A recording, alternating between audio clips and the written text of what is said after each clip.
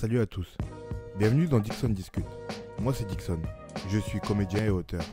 Mon métier. Salut, ça va? Ça va et toi? Super, déjà présente-toi. Donc je me présente, je m'appelle Dany, j'ai 30 ans et je suis originaire du 17e. Ok, qu'est-ce que tu fais? Je suis le fondateur du Cercle des Artistes. Parle plus fort. Fondateur du Cercle des Artistes. Ok, qu'est-ce que c'est le cercle des artistes? Alors le Cercle, c'est un collectif d'artistes. Aujourd'hui on est 13. Donc tu as des photographes, tu as des peintres, tu as des DJ, un peu tout ce qui touche à la culture. Et toi t'es artiste toi-même ou pas? Du tout. Du tout. Donc moi je m'occupe plus de la partie DA et la partie événementielle. Ok, c'est pour ça que je t'invite. Ok. C'est savoir. Alors déjà, parce qu'il y a plusieurs formes de DA. Ok. Et il n'y a pas des DA seulement dans l'art Ouais. en soi. Et il y a plusieurs formes d'événementiel. Il n'y a pas d'événementiel, il n'y a pas que de l'événementiel dans l'art. Et du coup, ça m'intéresse de savoir pourquoi toi, tu t'es accoudé ou accolé au monde de l'art. Alors qu'à la base, t'es pas artiste. C'est ça. T'as jamais été artiste? Jamais. T'as jamais eu envie de faire un truc artistique? Peut-être du rap. Je Ouais. pense comme la plupart, ça rejoint à être rappeur ou footballeur. Mais de là à dire photographe ou peintre ou même DJ, non, jamais. Ok. Mais j'ai toujours une sensibilité pour tout cet univers-là. Mais t'aimes l'art. Moi, j'aime l'art de manière générale et j'apprends à l'aimer de plus en plus chaque jour. Ok. Et depuis quand tu fais ça? Ça fait maintenant 2 ans. 2 ans? Ouais. Comment c'était venu? En gros, j'avais commencé un nouveau boulot dans le 11e, donc c'était un restaurant. Et c'est parti d'une idée toute bête où, bref, après quelques petits soucis de santé, j'ai loupé l'ouverture. Donc quand je suis arrivé, il y a eu des problèmes de trésorerie et le restaurant était vide en termes de déco. Donc j'avais posé la question à mon patron, ouais, ce serait cool de peut-être partir à Ikea, acheter des tableaux, histoire de donner un peu de vie à l'établissement. Il m'a dit, écoute Denis, il n'y a pas de budget. Donc à partir de là, j'ai dû réfléchir à une solution où j'ai mis un petit message bateau sur Wanted, recherche artiste pour exposition dans l'établissement branché du 11e, et instaurer un système où en gros la déco, elle tourne toutes les semaines. Et à partir de là, l'aventure, elle a commencé. Et à quel moment tu t'es dit, ok, il y a un délire, Mm. maintenant je vais créer ma structure et je vais le faire moi-même, et je vais faire des événements autour de là. Parce qu'en vrai, il y a quand même. Ce que tu as fait, c'est bien, Ouais, mais tu n'étais pas obligé de sortir du monde de de la pousser, ouais. restauration pour, tu vois. Bah, tu prends jeu en fait. Tu prends jeu parce que déjà tu fais un métier, la restauration, où c'est pas facile, tu vois, en termes d'horaire, même avec, à certains moments avec les clients. Et j'ai découvert les vernissages. C'était quelque chose que je connaissais pas du tout. Et j'ai beaucoup aimé l'ambiance qui se dégageait, où c'était une ambiance très chill, où les gens venaient pour discuter. Tu sortais un peu de ce cadre où souvent quand tu sors, bah, c'est pour danser, boire ou parler à des meufs. Là pour le coup, tout le monde venait, c'était une ambiance cool. Les artistes ramenaient leurs parents, ramenaient leurs boss. Et à partir de là, bah, j'ai commencé à aimer et surtout ça a changé ce métier de la restauration aussi un peu, tu vois. Mhm. Et du coup, c'est à quel moment que tu t'es dit, comme je te demandais, tu t'es dit, ouais, j'en fais vraiment une structure et je vais faire que ça maintenant. Quand j'ai vu que j'avais jamais trop en fait. Au début, quand j'ai mis le premier message, comme je t'ai dit sur Wanted, j'ai reçu quoi, peut-être une petite dizaine d'artistes. Je commençais à faire une expo, 2 expos, 3 expos. Et je voyais, on m'envoyait des messages en privé sur la page du coup du restaurant. Salut, j'ai vu que vous organisez des expositions, comment on fait pour participer? Et à partir de là, de 10 artistes, on est passé à 20, de 20 à 30. Et il a commencé à avoir aussi une liste d'attente. Donc là, je me suis dit, bon, je suis pas du métier de l'art. Enfin, j'ai jamais organisé d'exposition ou quoi que ce soit. Mais il commence à y avoir beaucoup d'artistes qui me contactent. Maintenant, qu'est-ce qu'on fait? Et les artistes, en fait, ont suivi l'évolution aussi du restaurant. Surtout, c'est ça qui était cool. Parce que du coup, je faisais pas la communication sur ma page perso, mais sur la page du resto. Mhm. Et c'est toujours sympa dans ta story quand tu vas, ah, un établissement t'a identifié. Donc nous, on mettait en avant l'artiste. Je prenais en photo aussi les clients à côté des œuvres. Et ça a créé une dynamique où l'artiste, bah, il est toujours content de voir une belle photo sortir sur les réseaux avec des gens qui ont le sourire, tout simplement. Ok. Ça crée de la communication. Et après, tu t'es dit, du coup, je vais déporter ça à plein d'autres bâtiments ou lieux dans la restauration ou dans la nuit pour faire des événements comme Moi, celui-là. après, j'ai voulu pousser le truc. J'ai voulu pousser le truc. Où la terrasse, ça s'est super bien passé, mais j'avais des soucis avec le voisin. Donc j'ai dû trouver un autre établissement plus propice à ce genre d'event. Euh, un vernissage, je crois, le maximum de personnes que j'ai eu, je crois, une soirée 120 personnes. Pour un vernissage. Pour un vernissage. Sauf que le voisin, il a dit non mais attendez, c'est une brasserie, c'est pas une boîte de nuit, c'est pas une boîte de nuit. Donc, là je me suis dit bon, peut-être que le projet il devient beaucoup trop gros par rapport à la structure. Donc du coup c'est pour ça que je suis revenu du côté de Pigalle et on a tenté une configuration qui était complètement différente. Et après voilà, tout simplement. Et pour parler de DA Ouais. et plus de création du coup, tes idées de... Alors, deux choses. La manière dont... Parce que au début, tu faisais un artiste, et en tout cas de ce que j'ai vu, tu vois. Et après, tu as commencé à mixer et à faire des événements où il y avait plusieurs artistes qui exposaient, ce qui se fait aussi en galerie au demeurant. Déjà, comment tu fais pour savoir quel artiste va fonctionner entre eux? Déjà, première question.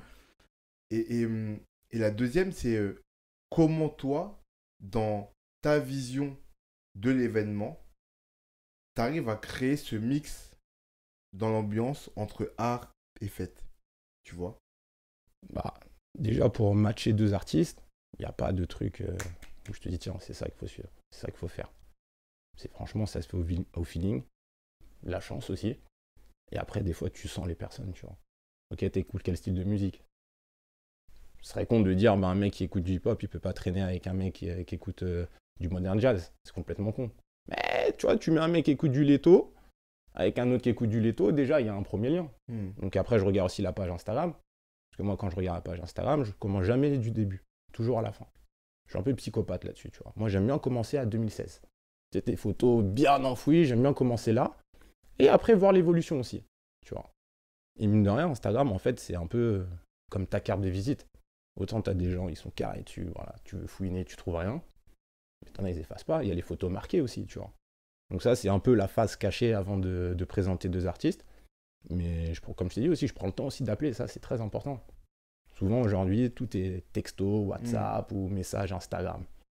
Mais qui aujourd'hui appelle? Ok, j'entends. Là, tu me parles de personnalité. Et au niveau artistique, comment... Parce que je vais prendre un exemple. Tu rencontres deux artistes. Les deux, ils écoutent la même musique. Tu as appelé les deux. Les deux sont dans la même énergie, dans le même mood. Ils matcheraient hyper bien ensemble. Est-ce que pour autant, leur art matcherait bien ensemble? C'est pas obligé. Parce que moi, des fois, je leur dis, bah, autant vous pouvez mélanger le jour du vernissage, autant chacun peut prendre son espace. Ok, mais même, ça reste le même vernissage. Ça reste le même vernissage. C'est ça le truc. Et quoi qu'il arrive, tu vois, c'est comme dans les galeries. Parce que du coup, tu n'as jamais fait d'expo en galerie. Non, jamais. En gros, dans les galeries, ce qui se passe, souvent, c'est pas une règle absolue, mais souvent, ce qui se passe, c'est que soit tu as un collectif d'artistes qui ont des styles différents, mais qui décident de louer la galerie ou le lieu pour exposer ensemble. Et du coup, même s'il n'y a pas de cohérence dans leur art, c'est ensemble parce qu'ils sont ensemble à la base, tu vois. Soit tu as les galeristes qui décident d'organiser des expos avec des thématiques. Par exemple, les Cap-Verdiens. Ils vont prendre plusieurs artistes capverdiens. Du coup, là aussi, si c'est la thématique capverdienne, par exemple, ça peut être plusieurs artistes qui font plein de trucs différents qui n'ont pas vraiment de lien entre eux. Et à côté, tu as des galeristes qui vont décider de prendre une thématique, je sais pas, par exemple, la tristesse. Ils vont inviter plusieurs artistes qui peignent ou prennent des photos sur la tristesse. Du coup, ce ne sera pas les mêmes œuvres, mais il y aura un truc qui les lie dans l'ambiance et tout. Tu vois? C'est comme ça que se font les choix. En soi, le fait d'accepter des collectifs, c'est pas un vrai choix de direction artistique. Parce qu'en gros, tu prends le groupe, ils louent la galerie, ils exposent ce qu'ils veulent, comme ils veulent.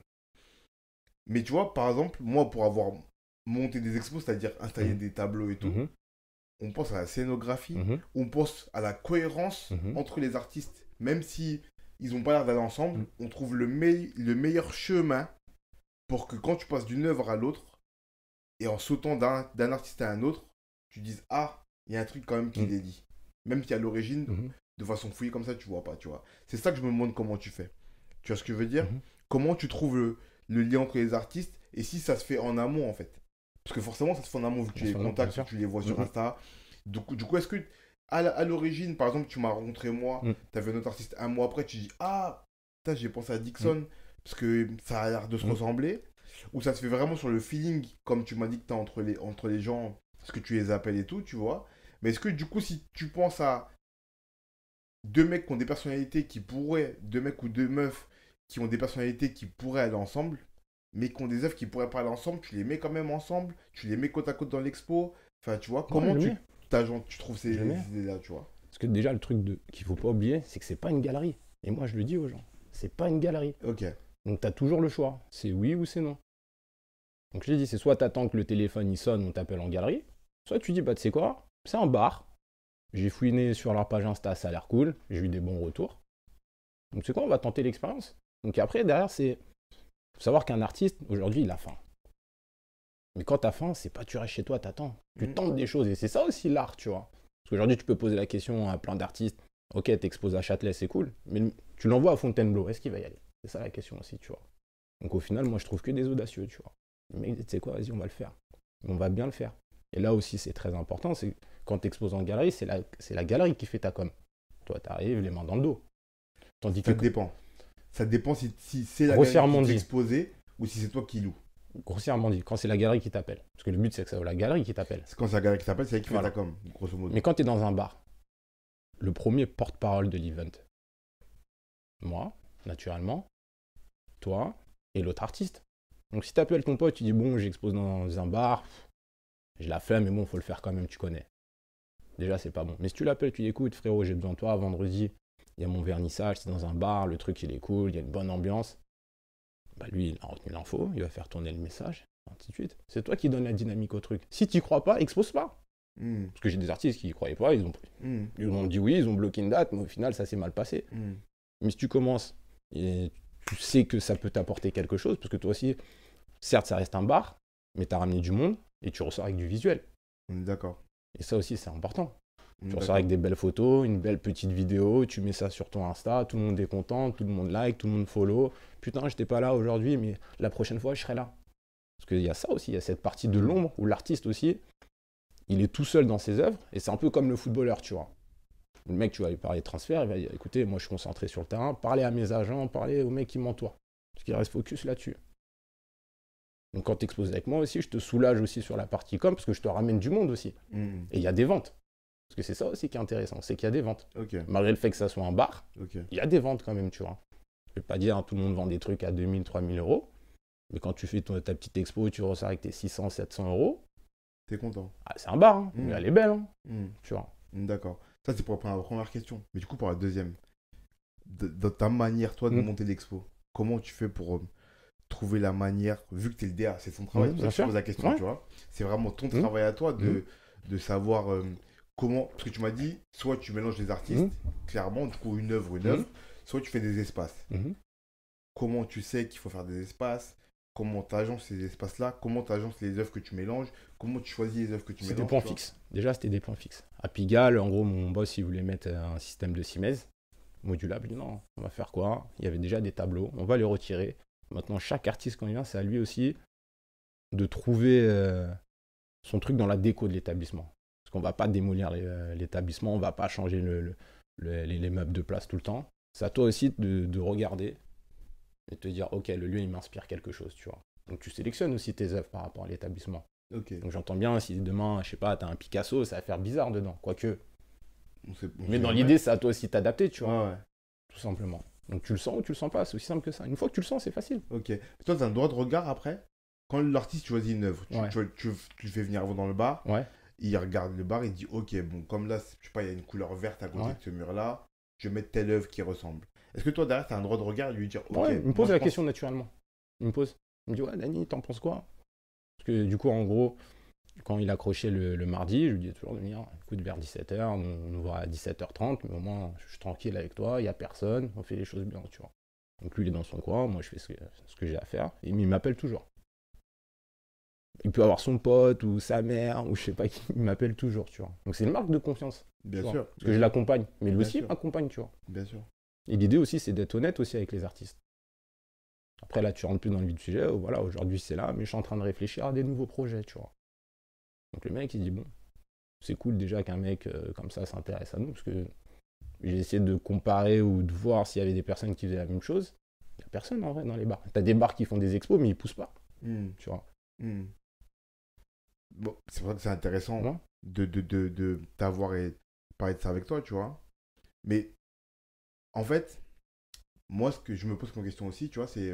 En fait, maintenant, ce que j'ai vu, c'est que le cercle des artistes, c'est vraiment devenu une entité à part entière avec des artistes résidents. Comment on migre vers ça? Parce que du coup, là, ça devient presque un collectif d'artistes qui fait des événements. Du coup, c'est plus la même chose, tu vois. Comment toi, t'as migré vers ça? Tu vois, même mentalement, toi, est-ce que ton œil d'art sur l'art il s'est aiguisé, tu t'es dit, peut-être que plus mettre l'art au centre, que là, c'est plus mettre l'art au centre, du coup, encore plus qu'avant, tu vois. Plus mettre l'art au centre, c'est intéressant, ou juste t'as vu une opportunité, pourquoi pas, tu vois. Comment ça s'est passé dans ta tête pour aller migrer vers ça aujourd'hui et faire vraiment ce...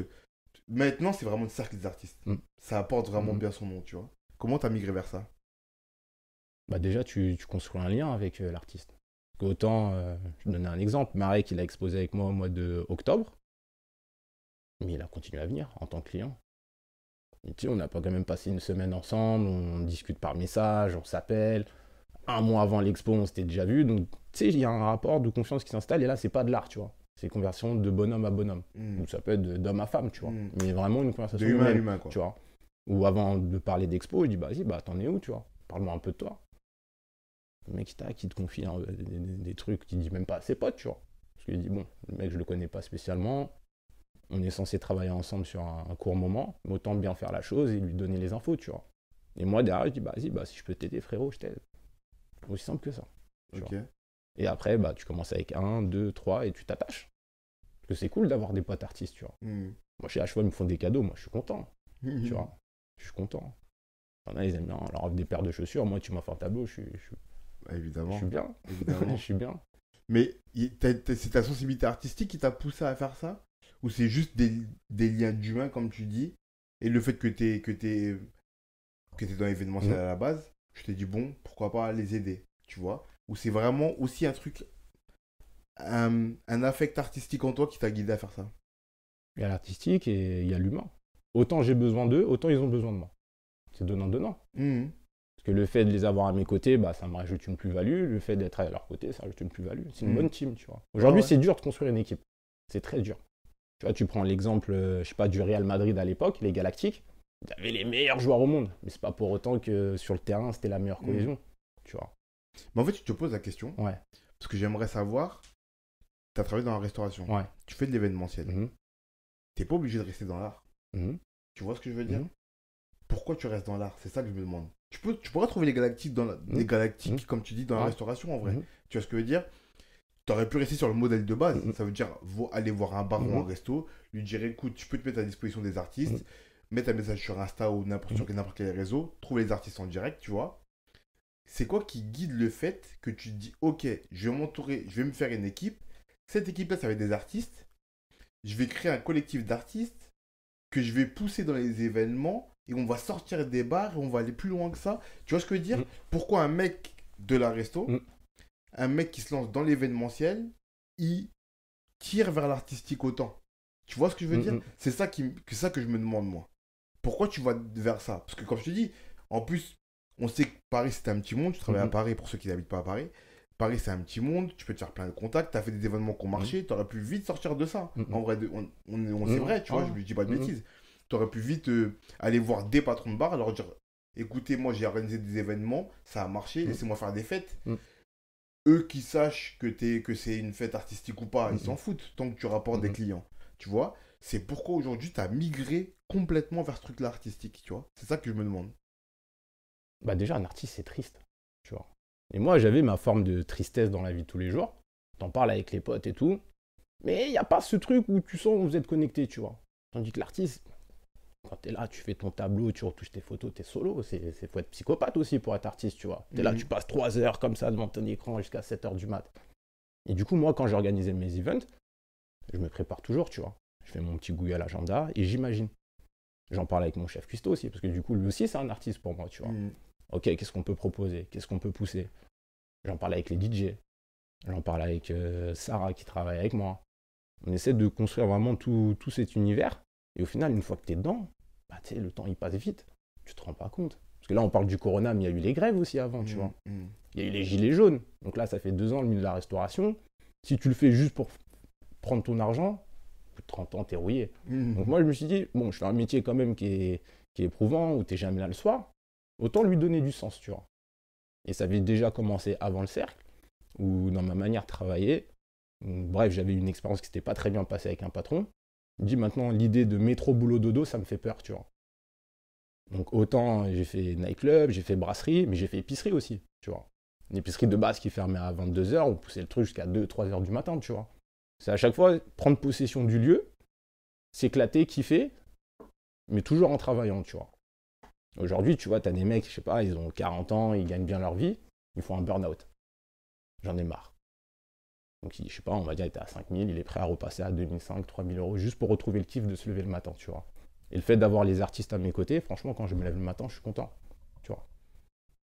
Tu te réveilles, tac, au lieu que ça soit le message, je sais pas, d'une meuf, tu vois, ton gars, il a taffé toute la nuit, il dit, tiens, regarde ce que j'ai fait, t'en penses quoi? Et toi, déjà, t'es dans ce truc où, tu vois, dans ce DM où tu vois tout avant tout le monde. Et j'aime bien cette part d'intimité, tu vois. C'est une part d'intimité que tu retrouves partout, nulle part ailleurs. De la part d'intimité dans le milieu artistique. Quand le mec, il a taffé 6 heures dans la nuit, le premier qu'il voit en général, c'est ta meuf ou ton mec qui est à côté de toi. Et deuxièmement, après, c'est qui? Souvent, c'est les réseaux. Tu vois. Donc, souvent, des fois, je parle avec les artistes, ils m'envoient le truc, je donne mon avis, ils me disent, vas-y, je vais recommencer. Tu vois, il y a une confiance, tu vois, qui s'installe, où les mecs aussi te font confiance. Et ça rejoint la DA, tu vois. Ouais. Où les mecs, ils disent, bah, peut-être il a une vision de voir les choses, ou ouais, ça nous emmène sur un bon chemin. Et c'est, comme je te dis, c'est une confiance entre les deux, tu vois. Et je comprends. Ben, merci, on va conclure. Pour conclure, je pose toujours trois petites questions. La première, c'est cite-moi ton objet créatif favori.